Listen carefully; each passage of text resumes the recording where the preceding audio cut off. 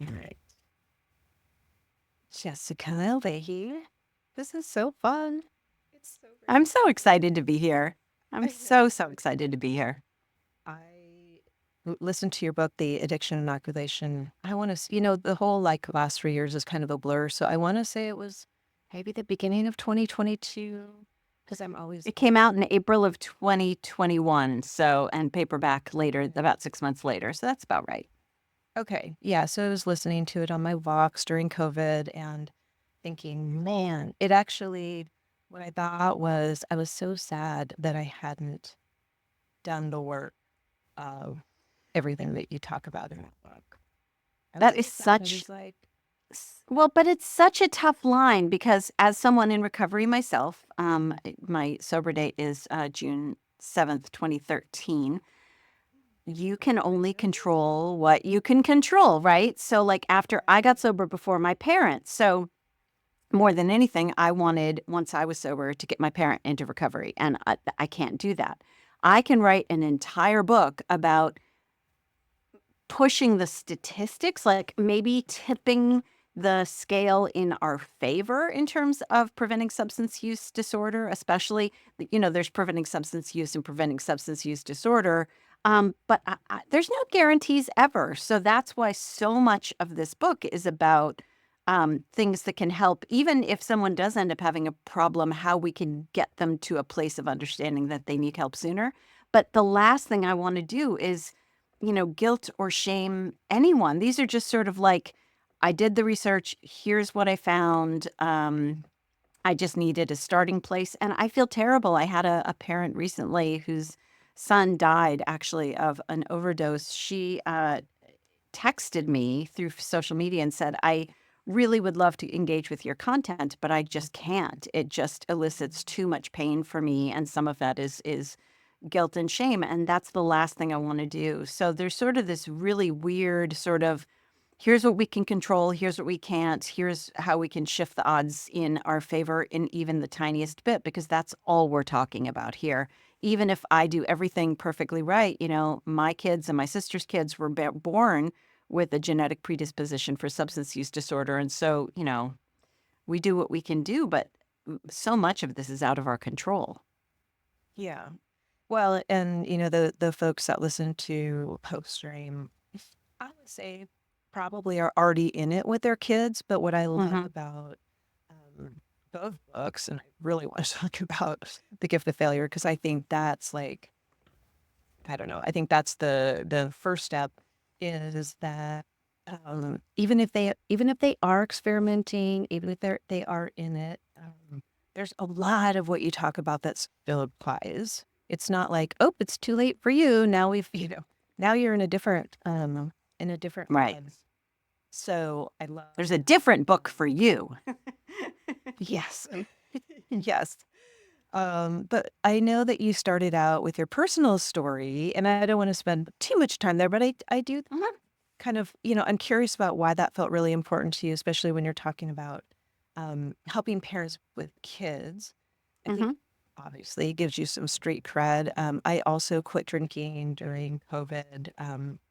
A very non-exciting story, kind of, like I've heard you talk about yours, where it's not like I was out, you know, roaming the streets at 3 in the morning or anything, but just realizing like this does not feel good in my Yeah.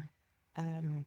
And so I'm just curious about But that. that's what makes me so optimistic about right now, though. It's we're in a place where people don't have to raise to some level of diagnosis in the DSM-5 in order to say, hold on, this just isn't working for me. Like, I joked recently with someone that my one of my favorite things in the world are sour Haribo gummy bears.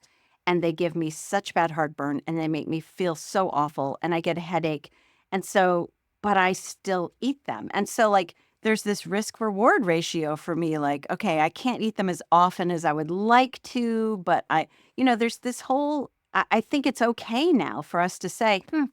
yeah, sugar, alcohol, whatever, it's just not working for me right now. And that's just about my feeling good every day, not about some label or diagnosis or whatever.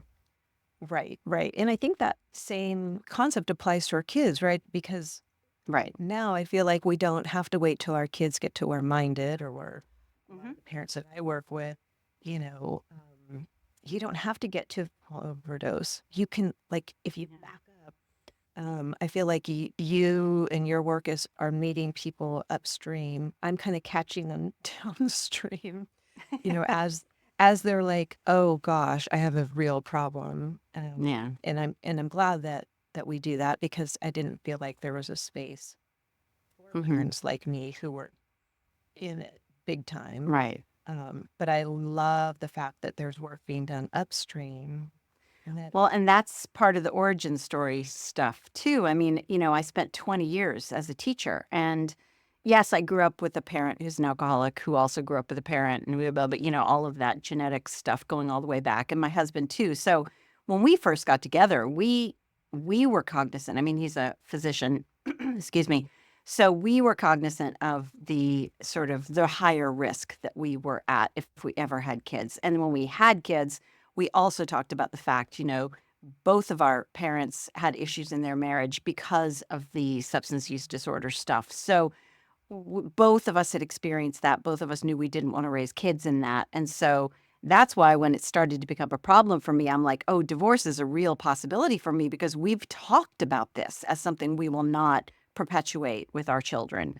So I knew I was in big trouble, but that was, also helped me be a lot more secretive. I was very good at that. But I didn't, I also, I may have grown up with a parent who with alcohol use disorder, but so that meant that I was afraid of it. I stayed away for a very, very long time. And it wasn't until I was very responsible, very oldest child, perfectionist, all that stuff. And then, who also, by the way, has anxiety disorder. And by the time I had kids and was in my, mid 30s, and my husband was out there learning how to save people's lives, and I was, home with some kids, it just crept up on me. And by the time I hit 43, which is the year I just turned 43 when I got sober.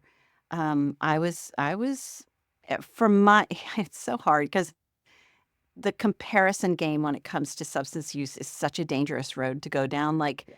when it comes to, I work in a rehab now, and I hear, we have people coming in after DUIs and jail and seizures because they try, all that kind of stuff.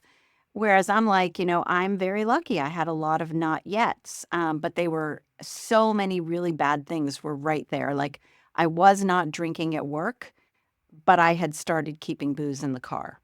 I was not drinking and driving, but that was only because, no emergencies had come up while I happened to be totally blotto. Right. I was throwing up in my garden at night. They were all just kind of, it was bad. It was really, really bad. It was bad enough that for me, when my dad came to me on June 7th, 2013, and said, I know what an alcoholic looks like. You're an alcoholic. You need help. I was ready. I was there. Mhm. And that looks different for everyone. But my origin story in terms of the substance use disorder has a lot to do with working with kids. I mean, I was a teacher for 20 years. I went to law school in order to work in juvenile court. I know a lot about, you know, the juvenile court system and child development and especially adolescent development, because my favorite grades to teach are middle school and high school. So that's where my thinking was. It wasn't just, okay, well, what about my kids now? Like, are my kids doomed to repeat this intergenerational thing? Oh, and at that point, I was teaching when I had a year sober, I started teaching in an inpatient rehab for adolescents. I was their English and writing teacher. So my other perspective was, how did these kids end up here? What could we have done differently for them? I had former students, Georgia, who's featured in the book. She was a daily drinker by the time I became her teacher in high school. So I had a lot of early on in the trajectory reasons to look at what parenting and education best practices, well, and mentoring and coaching best practices should be if we want to prevent, later on kids from developing substance use disorder. And that prevention starts in pre-K and kindergarten. So, Yes, and much earlier than I think most right. need.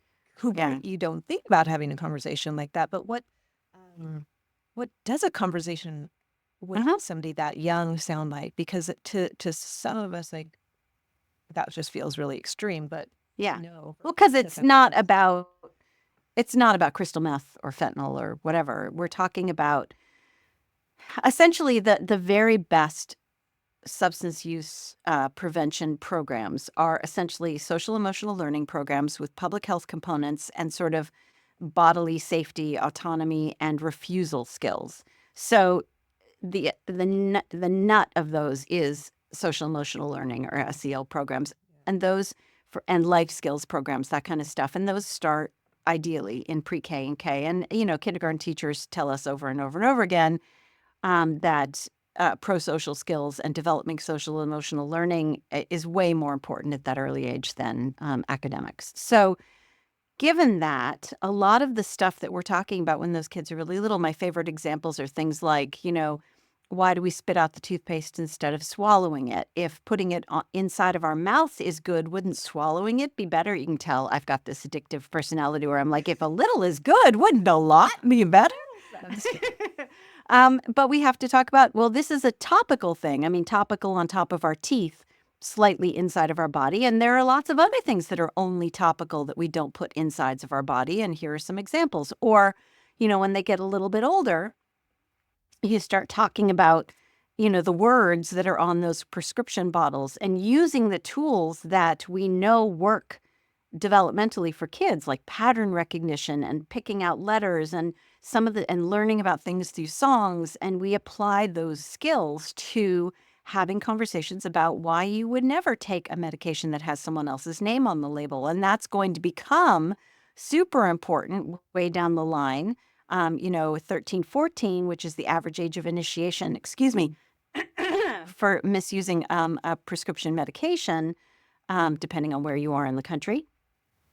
That kind of conversation, parents seem to understand that if kids are going to misuse prescription pills, it's going to be because they got them in their medicine cabinet or someone else's. And yet so few parents know about take back days or telling your kids not to, you keep around that codeine just in case someone throws their just in back out or case. whatever. I know. Yeah. And so all of those things, you have to think back as far as possible and think, well, how am I going to get those conversations started in a way that's comfortable for me? And that usually means starting not with illegal drugs, but with, what keeps us safe and healthy, and how do we protect ourselves, and how do we advocate for ourselves, and how do we tell people when something doesn't make them feel right? All of those things are a really important part of this picture and lead into refusal skills later on. Right, because if you're starting that conversation like that, where it's just part of the conversation and Right. there are things that make sense and don't, then it doesn't become what I faced, which was, oh gosh, we've never talked about this. Yeah. Yeah. Now I see my kid. Well, I didn't even see him. Like all of a sudden, he disappeared Right. for a week. I was like, oh, I think we have a problem. Then it becomes like a really awkward conversation. Right. Well, and you're not alone. 16. Yeah. Right. Okay, good. You're not alone. Only 10% of parents admit that they talk to their kids ever about misusing prescription drugs. So that's a big problem. Even though 67% of them say that they know that they're probably coming from a known source, like your cabinet or someone else's cabinet. So that's a bit of we always think, well, I'll get to that. Or, they're so young, they're so innocent, blah, blah, blah. And those conversations are hard. They're hard face to face. They're easier side by side walks. I joke about chairlifts are really great, riding in cars, although I remember very specifically feeling so trapped having those conversations with my mother about sex. And, but the thing about these conversations, just like the sex conversations, is it's not one conversation. And the more times you have this conversation, the easier it becomes. My daughter joked when she was a freshman in high school. She said her biology teacher said, let's just take a poll. How many parents talk to their kid, talk to you guys about drugs and alcohol? And my daughter just laughed and she's like, when don't they talk to me about it? Because it's such a normal conversation in our house. We had it a couple of days ago. So, and it just comes up as part of a regular, here's what I'm thinking about. So it And I'm the kind of person where like the sex conversation is still uncomfortable for me, but that's because that's not my wheelhouse. I haven't made it my wheelhouse. If I choose to make it my wheelhouse, I'm sure those conversations would get easier. But yeah, Well, you picked a big wheel. I picked one. That's well, God, you can leave the sex one for My husband has done most of the sex conversations, which has been great. We sort of divide and conquer. Yes, likewise. And I have all boys. So it's like, I think you should have that conversation. Well, I actually, if you've read my work, you would think that I have all boys, but I actually have a trans daughter, and that has started a whole new set of conversations. So, we take our kids, there, I say all the time with the gift of failure that one of the most important things we can do to really connect with our kids and stay connected is to love the kids we have and not the kids we wish we had. And that, this is who our kids are is an ever moving target. And so when we're thinking about, how we're going to talk to them, whether it's about sex or whether it's about drugs and alcohol, that changes over time, either because they're developmentally changing or because they're in different headspace. It's a moving target all the time, and we have to be really flexible. Yeah, well, that requires you to be so nimble and so just willing to learn. And I've done a lot of that, you know, the tie between the gift of failure and the addiction inoculation is that if you're starting with those difficult conversations and you're starting with the difficulty of letting them fail early, Hmm. then it's not so hard to do that as they're getting older. Um, but a lot of what we see with our parents that we work with is this constant rescuing, right? Hmm. Okay, well, my kid was super drunk last night, can't get to practice this morning, so I'm going Hmm. to call the coach and let them know that Right. I had a dentist appointment or whatever, right? Right. There's just so much of this ongoing rescue, rescue, rescue that because of the substance use in Right. particular.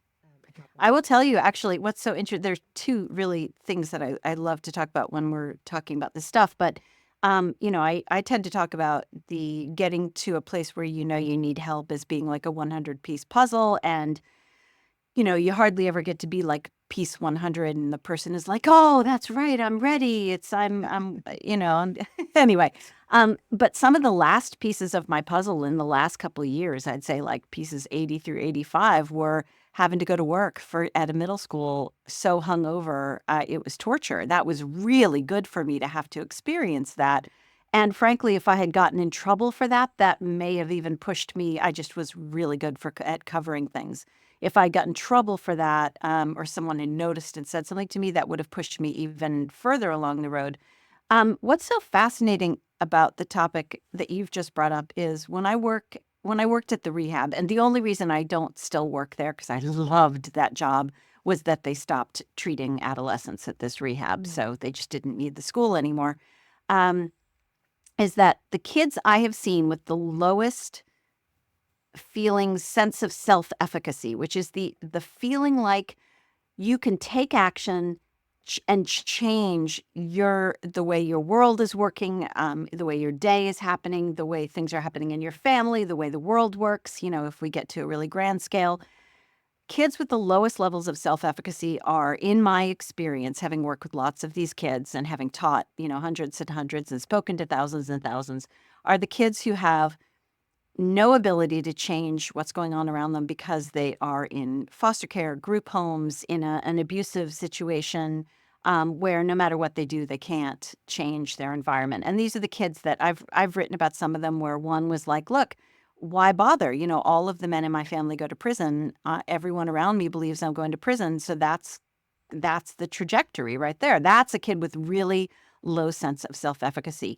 The other kids with incredibly low sense of self-efficacy are the kids who are overparented to death. And I don't like to use the word overparenting. I tend to use the word directive or controlling.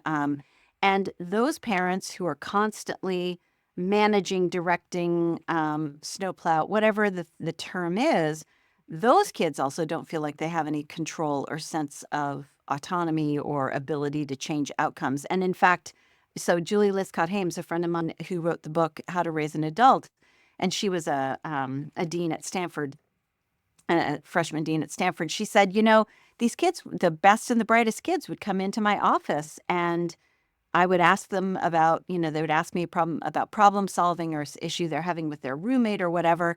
And I would look at them and I'd say, well, what do you want to learn? Or what are you going to do about that problem? And they just had this blank deer in the headlights expression. And she refers to that as having existential impotence. Like they don't know who they are. They don't know how to manage their lives. They have no sense of self-efficacy.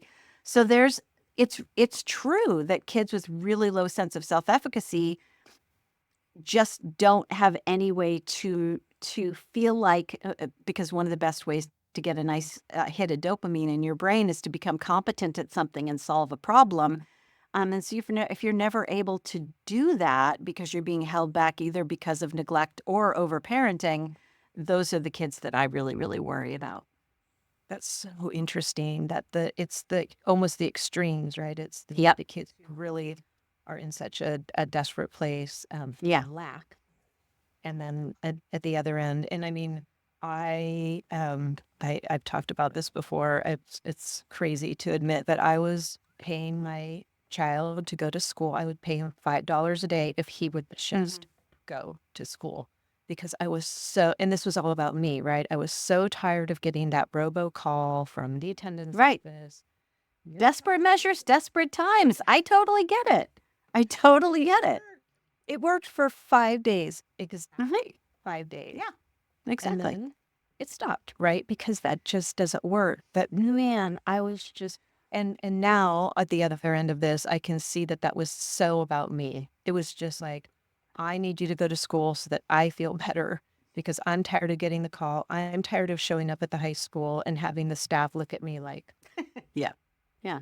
yeah, Yeah, well, and if the you're, research on that, the research, I mean, in Gift of Failure, I talk extensively about this. The research on that is so clear that extrinsic motivators work really, really well in the short term or as a one-off, that kind of thing, as a novelty, but they do not work over the long term. And, my joke is if you want your kid to not want to learn math, pay them for their math grades. And, this isn't me. This is Edward Deci and Dan Pink and lots of other people who, write and talk about human motivation.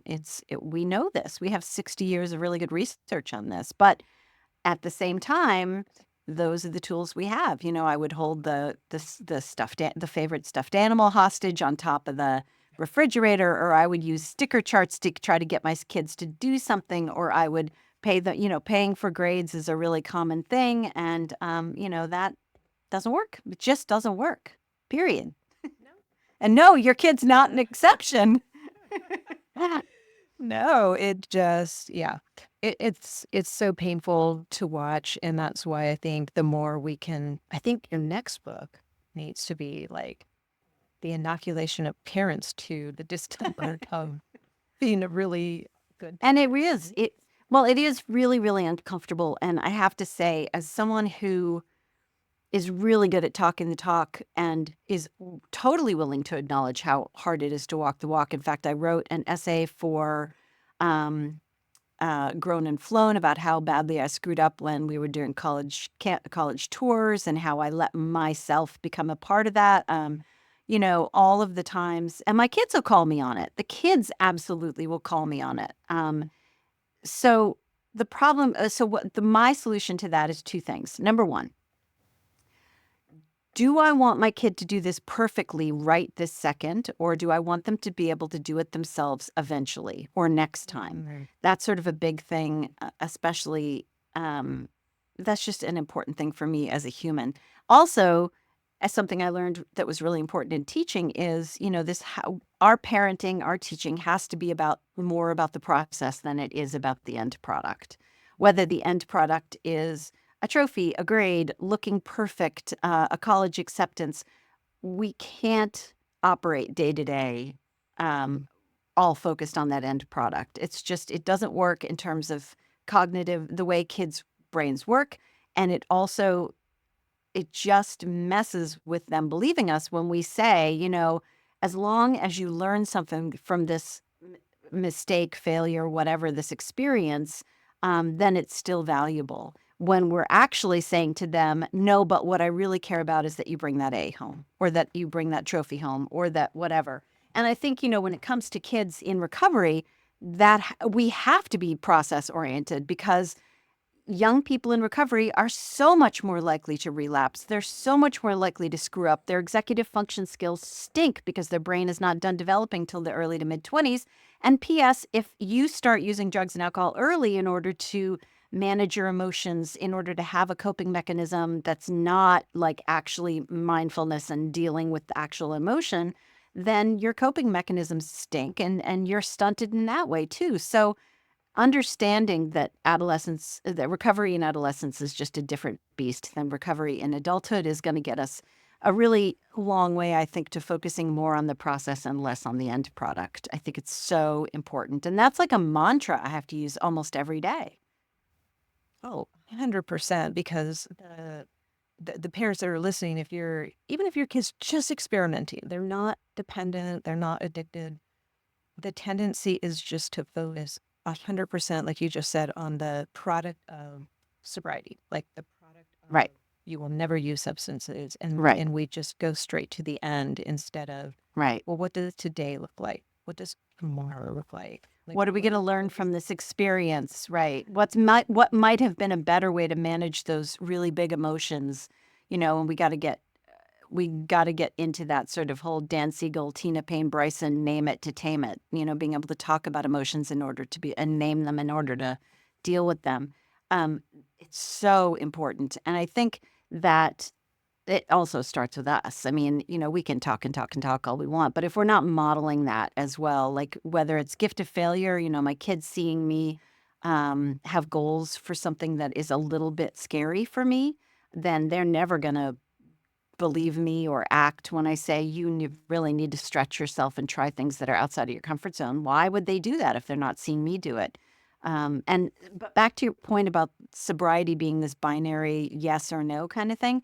I There's an example that came out of my husband grew up in Salt Lake City, Utah, and when he was growing up, there was a thing that they would say to the girls that was horrible, but it's so much like this, which is, um, if you are not a virgin, then you're like a chewed up piece of gum.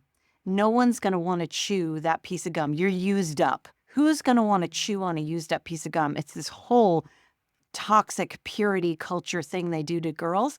But we tend to think in terms of, oh, well, they've tried alcohol. That's it. It's all over. It's done. Now I'm just in, trying to do cleanup mode. And that's not the case at all. It's all about, what did you learn from this? How are we going to operate differently next time? Why did you drink? Let's not talk about the punishment right now. Let's talk about what it was that made you feel like you needed to pick that up. Was it just curiosity, or were you really feeling, if you're like me, anxious and having social anxiety and having, imposter syndrome?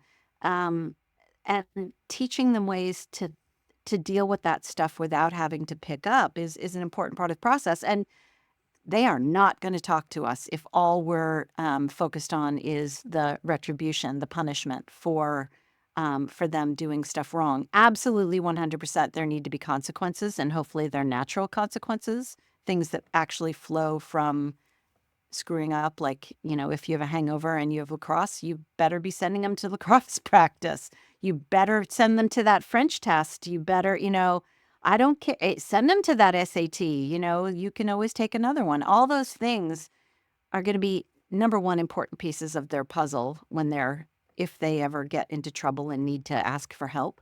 And it's going to be a really important part of figuring out what to leave behind and what to take forward with us that worked to the next iteration of this, because there's so many opportunities for learning. We're just going to be running up against the next one. If we didn't learn anything from that last one, we're doomed to repeat it. absolutely. And there's just this tacit understanding that our kids' success is a reflection of our success as a parent. So when we think about sending your kid to the SAT or to work or whatever, hungover, incapable, what we do is we play that movie forward in our head and we go, well, wait a minute, if I do that, then they're not going to do well in the SAT, Mhm, which means they're not going to get into this college, mhm. which means they're not going to get this job. And we should be screenwriters because within 5 minutes we've already written our child's entire life. Mhm. And Yeah. like I can see where this is going to lead, and Mhm. what we encourage people to do is to not do that, to not play that movie forward, or to play it forward was like, what? I mean, I myself like started vomiting horribly in the middle of my SATs because I had eaten so much candy the night before with my friends.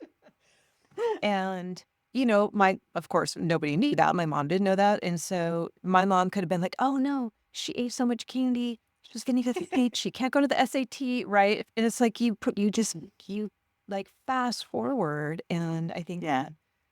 that, to not do that and say, hey, but we can only do that if if we're not tying our success as a parent to their Mhm. success as a child. Right. And I think that's what our Yeah. culture has done so well. Let me reframe your exact example. So, one of my favorite people on the planet, someone I just respect so much as a parent. She has 3 girls. The oldest, every single Easter, just wanted to eat all the candy all at once, or maybe it was Halloween. I can't remember. I think it was Halloween. And finally, she said, fine, eat it all, see what happens. And she did, and she was sick everywhere. She felt awful. She threw up everywhere. It became like the family lore. And not only did the kid probably not do that again, but like the sisters heard the story, my kids have heard the story, everyone's heard the story, and it's become an object lesson in, you know, oh, there are consequences to, like, I'm not saying it because I'm the parent, and I'm saying it just because I need to follow these rules that make me look like a good parent. There's some actual information. And that's why I think the addiction inoculation I loved writing The Gift of Failure. It was my first book. I'm very proud of it. It's my baby, blah, blah, blah.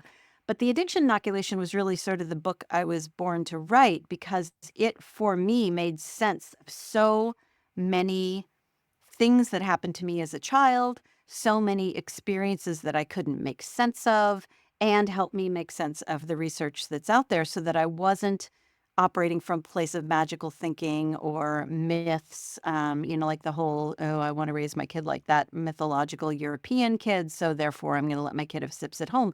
That just doesn't work. In fact, it does the exact opposite. And P.S., Europe has the highest rate of alcohol consumption in the world and the highest rate of death and illness attributable to that alcohol consumption. So, and what's fascinating about that is that right there is where I lose so many parents. Like, of all the pushback that I could get on all the things I talk about, that's where I get the biggest pushback. I make these daily videos for Instagram and TikTok on substance use disorder prevention. And when I talked about the myth of the European moderate drinker and raising kids to be like them, I had to make 6 follow-up videos because of all of the irate people coming at me saying, naming countries that are exceptions. And what's fascinating is that actually drives home the point because the countries that are exceptions to that, and by the way, the statements I just made come from the World Health Organization, from their report on Europe and the European region and the European Union.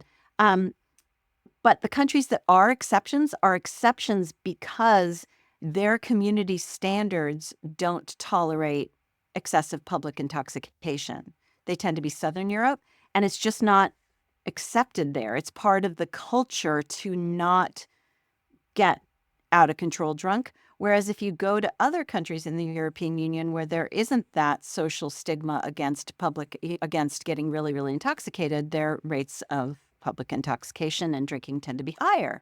So, it's really interesting to me. We are so invested in these myths, either because we engaged in them ourselves, which I did, and I admit to that in the book, um, or I because love it that would your just son be got his so first nice if it taste. was true. Yeah.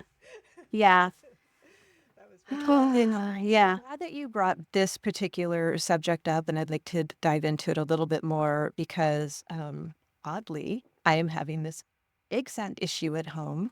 My husband is Italian Mhm. from northern Italy, Mhm. and so wine flows through our veins, not blood, Mhm. right? So And we have And Italy in particular, by the way, just so you know, while they have one of the highest rates, they're in the top 5 for daily drinking. They are in one of the lowest categories for per capita consumption. So they are drinking very little at little each amounts. instance. So Italy, Greece, and a couple of other countries are exceptions. Spain is not an exception, by the way. So now you're in this dangerous territory of Right. exceptionhood. Right, but Right. the other part of that is the delay. So, Right. yes, maybe small amounts, like I think in Italy it's like 5 ounce, 4 or 5 Hmm. ounces with each meal is kind of typical. But what concerns me and where we're having the battle is, that he's 17. Why are we putting Right. this at 17? Yeah. That's what Okay, and concerns there are me.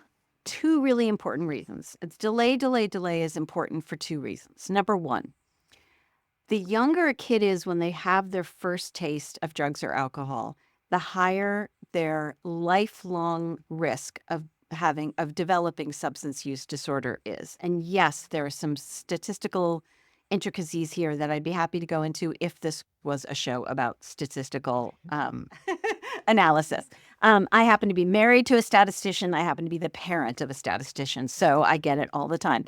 Okay, so if a kid is in 8th grade when they first try drugs and alcohol, which, by the way, the average age of initiation, if a kid is going to try alcohol in this country, is around 13.5 to 13.7, right? So if a kid is in 8th grade or around 13 when they first try drugs and alcohol, they have around a little bit less than a 50% lifelong chance of developing substance use disorder. If they start when they're in 10th grade, it's halved, half of that.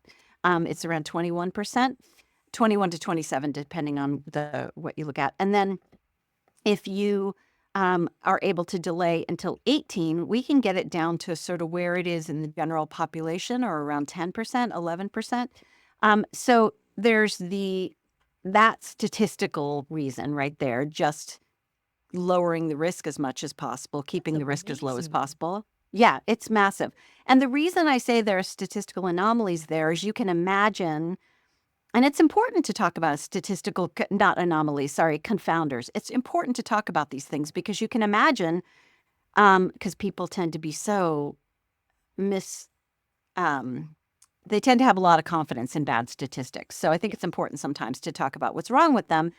And what could be confounders here are, well, kids whose parents drink a ton would have more alcohol around. It's ubiquitous, it's available, it's probably not locked up. And so therefore they would be more able to try alcohol very young.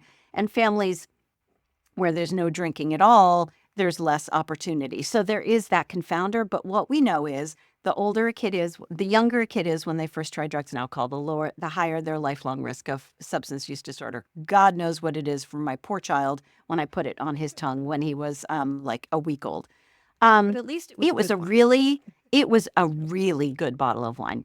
And then on top of that, the reason there are chapters in both The Gift of Failure and The Addiction Inoculation about adolescent brain development is not just because I think it is one of the most fascinating topics you can learn about, Absolutely. but because adolescent drug and alcohol use is different from adult drug and alcohol use. The brain continues to develop until the early 20s, early to mid 20s. Things that can be moderate to low risk in an adult brain can be moderate to high risk in a adolescent brain. There are things that need to happen unimpeded in the brain from a neurotransmitter perspective, from a synaptogenesis perspective, from a myelination perspective. Some of those things can't happen the way they're supposed to happen if they're interrupted or messed with, and that involves even messing with the dopamine cycle. I mean, Anna Lemke's book Dopamine Nation is an essential read, I think, for everybody, not just for people who are trying to, prevent substance use in their kids. It taught me so much about how my brain works, and Yes. got me doing cold plunges, by the way, because the way the brain works, the way and this is important knowledge actually, the dopamine cycle, Anna Lemke describes this so beautifully. The brain craves homeostasis, a nice level dopamine, situation. when we tip dopamine in the direction of pleasure, especially when we use something like alcohol or a drug in order to artificially blast that dopamine into the brain, we tip it on the pleasure side. And then we have what Anna Lemke calls the dopamine gremlins, which are so desperate to reestablish homeostasis, but are really bad and tend to they're bad at like equalizing. They're really good at getting the things moving in the opposite direction, but they tend to overshoot. So then what happens is they dopamine gremlins run over to the other side of the scale and they overshoot in terms of pain, which is why when someone comes down off of drugs, or read Never Enough by Judith Grisel. That's another book that talks about the A phase and the B phase of drug use. You know, you have this up and then you have a low that's going to go lower than where you started. And that includes with dopamine. And dopamine is not just about pleasure. Dopamine, you know, we tend to think about dopamine as like the thing that makes you happy. That's not what it is. It's also about, or I should say, not just what it is, it's also about drive. It's human motivation. It is the thing that helps us get out of bed in the morning and go on with our lives. With really, really low dopamine levels, you just want to lay there and do nothing. Nothing seems worth it. And so understanding that, you know, I was talking about the cold plunge thing. The reason I cold plunge is it tips the dopamine in the pain direction. Like I pay for the pain up front. So I can have this lovely, even burst of dopamine throughout the day. It makes me feel great. As much as I hate getting in that water, I hate it. I loathe it. It takes everything I have to do it. But I feel so good afterwards. And it really does give me a nice dopamine hit throughout the day.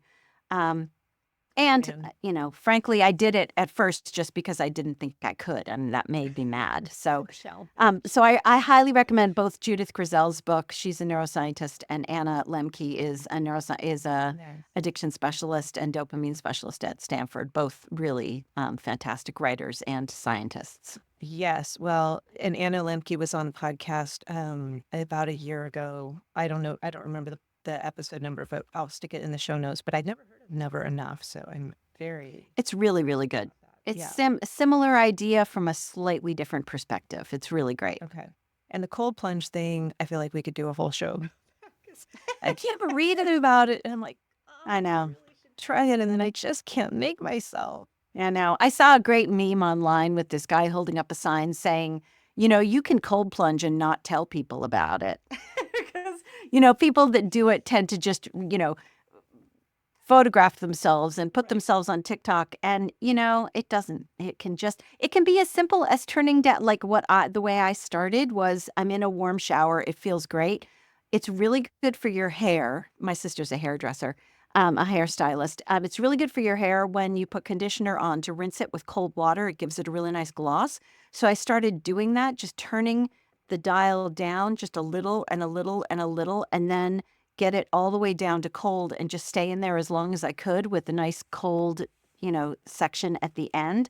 And it's the same thing. I mean, you don't have to go as extreme as plunging your body into ice cubes. That's silly. Yeah. But impressive. Just try the cold shower. Just well, I do know my son when he started his new life. He did that in the shower, and I think for people Yeah. in recovery, and especially for adolescents who are looking for something that isn't so public, it isn't so Hmm. like these are just the little practices I think that they could start to use. And I know for him it was really important. I would love to. You mentioned working in the adolescent, teaching in the school of the adolescent Hmm. program. I would love for you to take us and be a little bit of a fly on the wall. And you talk a little bit about this, what they really want from their parents, what they're Hmm. talking about, kind of what the mindset is. Like, I think these kids are so cool. They're usually so brilliant, Hmm. so sensitive. Like, these are, I think, really special kids that I just have an extra love for, the ones that are struggling. But could you let us just be fly on the wall of what that was like and kind of what you've learned from those kids? So you can get, I've written about it a little bit. It's in Addiction Inoculation. It's in an essay in a book called On Being 40-ish that I wrote that I was gave an essay to when I was in my 40s. And then there's, excuse me, an essay in creative nonfiction called I've Taught Monsters. And the kids aren't the monsters. It's a play on words for Stephen King happens to be in recovery also. And he talks about the fact that a lot of the monsters that he wrote were his subconscious self trying to come out, his addiction coming out in the form of monsters. Annie Wilkes, the nurse in Misery, was opiates, and the Tommyknockers were cocaine. And so he talks about these monsters coming out. And so that was an exercise I used to do with my students all the time, which was to imagine their addiction as a monster, and we would write really descriptive essays about it. And then taking a nod from Joseph Campbell and his work on the hero's journey, their addiction monster always had to have some small flaw, some fatal flaw. And I would liken it to like the dragon in The Hobbit. He had one scale missing, and that's where the arrow was able to go in and pierce his heart. So the only way it could be defeated was through, this one small flaw. And so they would envision their addiction as a monster, and then we would envision how they could defeat it given its flaw. Mm. So I've written about this various places, and and what's tricky about it is, confidentiality and, people have to be not recognizable and all that sort of stuff. But as I mentioned, we had a really interesting mix, and it depends on where you are. There are very few inpatient facilities for adolescents, even fewer that are good. It's the reason that where I work now, my entire salary goes into a scholarship for young people, 18 to 25, who can't afford to go to really good quality inpatient medical detox and recovery, because it's just not available. Yeah. So these kids, a lot of them were in the foster care system. A lot of them had had massive trauma from group homes, neglect, abuse, all that sort of stuff. We had kids as young as we had one who had just turned 13. We've had kids who come into us and our first order of business is they've never had glasses and they need glasses, or they've never had any dentistry and their teeth are falling out, that kind of stuff. The stuff you would that a lot of people's minds would go to and say, oh, yeah, that's who gets addicted. Right. On the other hand, we also had a lot of kids from super hoity-toity private schools who just had no sense of self-efficacy, were overwhelmed, were anxious. We see a lot of girls with anxiety. Women who drink in order to deal with their anxiety are going to be more likely to have alcohol use disorder than not. And that's why I drank was anxiety. A lot of kids who have adverse childhood experiences or trauma that we would like to believe don't happen in those happy, wealthy households, but absolutely 100% do. And as you may know, the higher your adverse childhood experiences score, whether that's based on the CDC Kaiser Permanente list or as beautifully articulated in Nadine Burke-Harris's The Deepest Well, we have to understand that the CDC's list is not all-inclusive, that there are lots of things that should be on that list, like systemic racism and possibly adoption and lots of other things that Nadine Burke-Harris articulates in her book. All of those things happen. We don't get to opt out of those if we have money or if we have social prominence. That's not the case. And so I think it's really important to realize that, as you mentioned, the extreme neglect, abuse, all that sort of stuff, low sense of self-efficacy is the mirror image of extreme wealth and privilege, being rescued, no sense of self-efficacy, or whatever that thing is. They are the same. They're, opposite sides of the same coin. So I think my favorite kids to teach are kids that no one else wants to teach. I'm really either because they're misunderstood or no one is operating from a trauma-informed place in terms of their teaching. They want to just punish the kids rather than asking why the kid is acting out in class. I got to tour a school recently for kids who have behavioral issues and really have just not. It's really a school for kids who've just not been able to make it in mainstream classroom, but don't have problems that would level up to the place of, oh, you have to go to a school for kids with, whatever.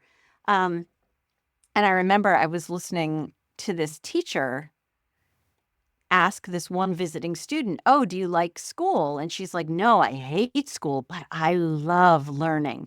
Those are the kids that I would give anything to spend all of my time around, because those kids are the most interesting to me, and they're unfortunately the ones that tend to fall through the cracks. And they also, as you mentioned, this is anecdotal, they're not all brilliant, but lots of them are have very high sensitivity, empathy, very creative, very just think in a way that's different. They are, quote, differently wired. I would highly recommend a book called Differently Wired by Deborah Reber.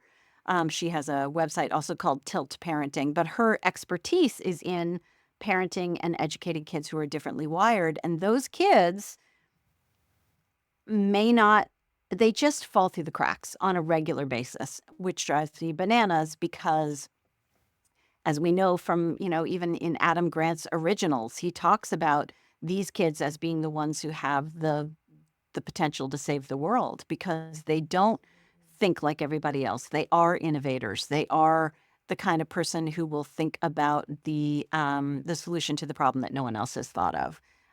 But they're more challenging to teach because they don't fall into our nice little rows and boxes and all that sort of stuff. So, you have to be a lot more flexible when you teach those kids. As I mentioned in, teaching at the rehab, I usually would go there with like plan A, B, C, D, E, F, and then, we end up at like plan Q based on how's everyone feeling? Where's everyone's headspace?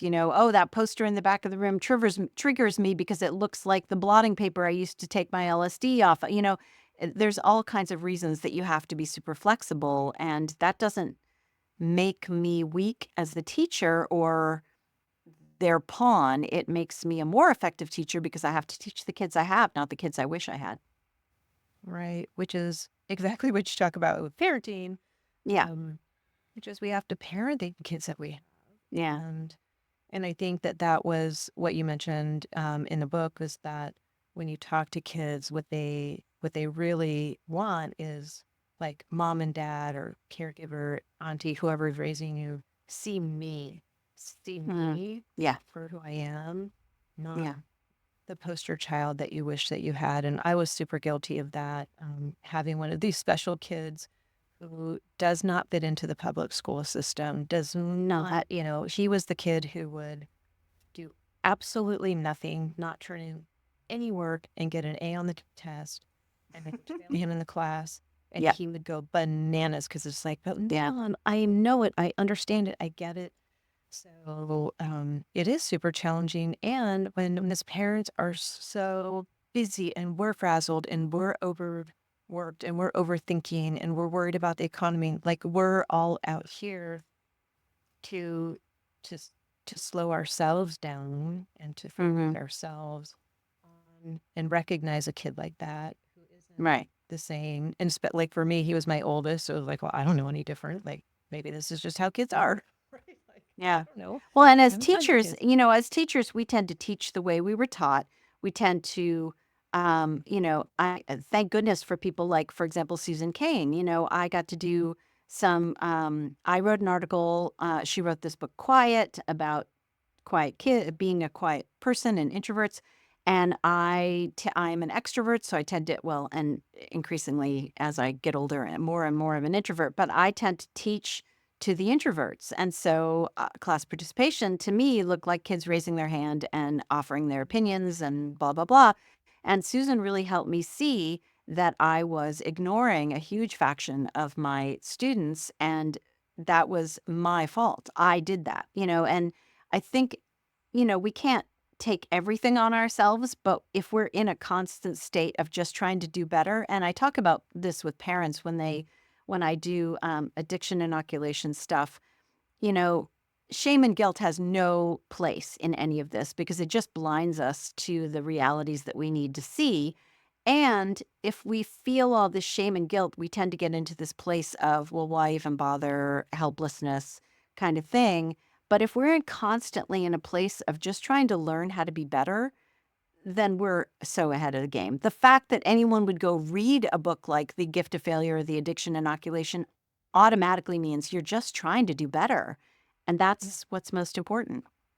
Yeah, that is true. You're sort of self-selecting into this group of parents who are saying, okay, at least I'm going to try to understand Yeah. this. Well, and that the problem with my school visits is I constantly hear, "Oh man, I wish these parents had come to your gift of failure event." But it's never the parent. The only hope that I can have is that one of the gifts of the pandemic has been I do more and more virtual events, which means that sometimes the video is available after the fact for people who have registered. And so maybe word of mouth gets around and people hear, oh, she's funny. Oh, she helped me hear something that was really hard for me to hear. Oh, she didn't guilt or shame me. She didn't lecture us. That, like, I want my reputation to precede me as the kind of speaker who makes it easier to hear hard things. And that's actually been my job as a writer. I wrote a column for 3 years at the New York Times called the Parent Teacher Conference about the things that teachers want to tell parents that parents don't want to hear, and the things that parents want to tell teachers that teachers don't want to hear, and how we resolve all of that. So I like this job telling people hard things. And I can't keep people listening unless I'm able to, get them to hear me in the first place. And so there's a certain amount of humor that has to go into that. Well, yeah, humor and humility. I think you do a really good job of that, of saying, yeah, I know some stuff and I'm also kind of a statistics nerd. So I love all of the work that you put in, which is significant into the research and the data, because that is so important in today's day when everybody on Instagram is an expert, right? Right. And they have no expertise at all. So I appreciate that. But also just the humility to say, hey, I struggle with this stuff too. My Yeah. family struggles with this stuff. I'm an open book, so I think everybody knows that, like, clearly my family struggled with it a lot, a lot, and we still do. But yesterday it was funny. My other son, who lives with me, he's 23, came in at 8 o'clock in the morning, and I was, taking notes on a video on high potency THC, and Mhm. he's like, I love that I walk in and my mom is like watching videos about marijuana. So I'm like, hey, that's just what we do in our family.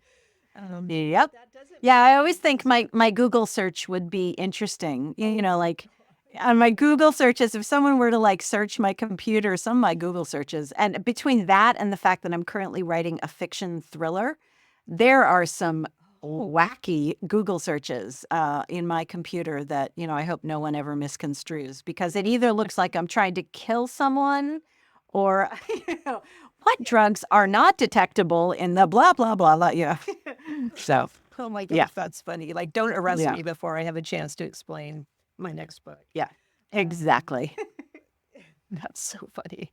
Well, for a parent who's listening, obviously getting so much out of this conversation, but kind of before we wrap up, for a parent who's listening, I'm imagining they dipped a toe into the world of having a kid who they either suspect is starting to, Mhm. dabble with substances, or maybe is already really struggling. Maybe their kid's in sitting in Uh-huh. school like you used to teach. Mhm. What words would you have for them?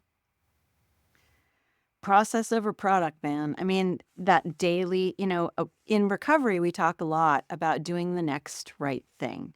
For me, I was very honest recently at the rehab I was over teaching, and I said to them when everyone walked into the room that they were there helping me that day. That was one of those days where, like, at the end of winter in northern Vermont, things were getting kind of dark. I noticed I was starting to isolate more. I was starting to look for ways out of feeling my feelings.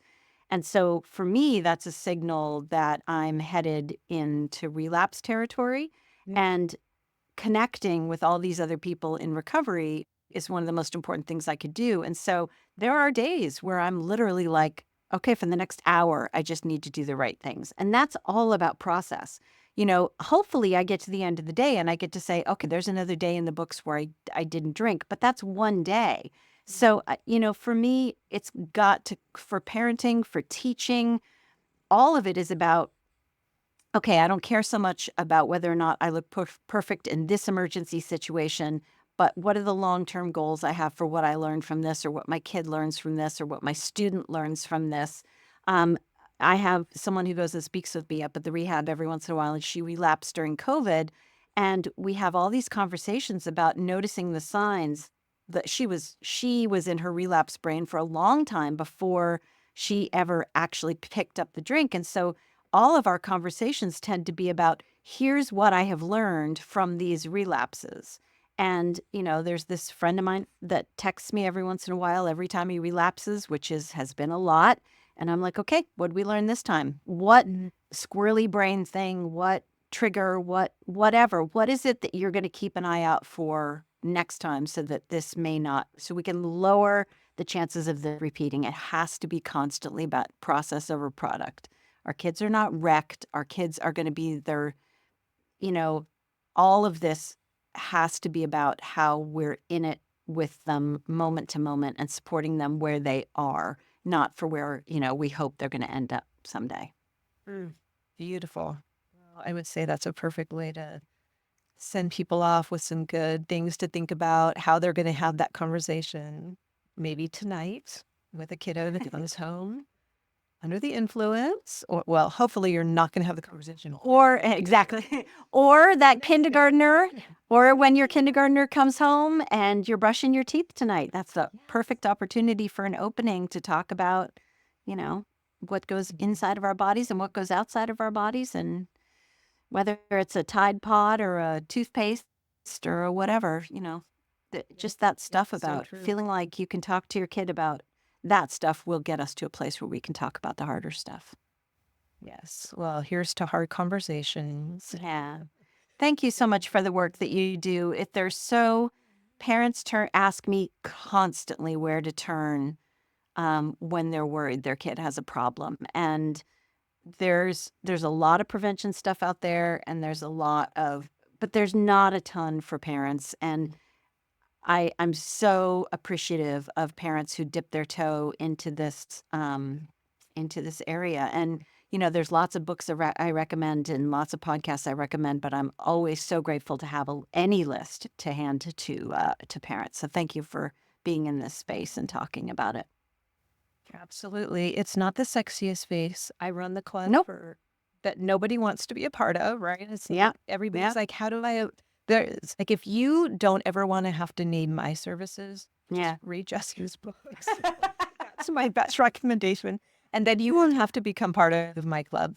But if you are in a club, then we try to make it the best place that we can make it. And to let parents know, like, you're an amazing parent. The parents that we work with, and I'm sure you have seen this too, the parents that we work with are so amazing. We talk about, like, put your cape on, sister, because you do things that are harder than any other parent has to do. We Yeah. had a mom get on a call a couple weeks ago, and she was like, "Yeah, well, I gave my daughter Narcan last night. What'd you do?" It's these are the things that we're dealing with, and so anyway, it's an interesting job, which I never would have ever imagined myself doing, but Yeah. it's Parenting we looks a live little together. different than I envisioned it too. I mean, let alone the fact that, my kids have turned out very differently than I ever imagined they would. But that's good, because that means that they're their own people and not they're not my redo. They're not my do over. So, yeah.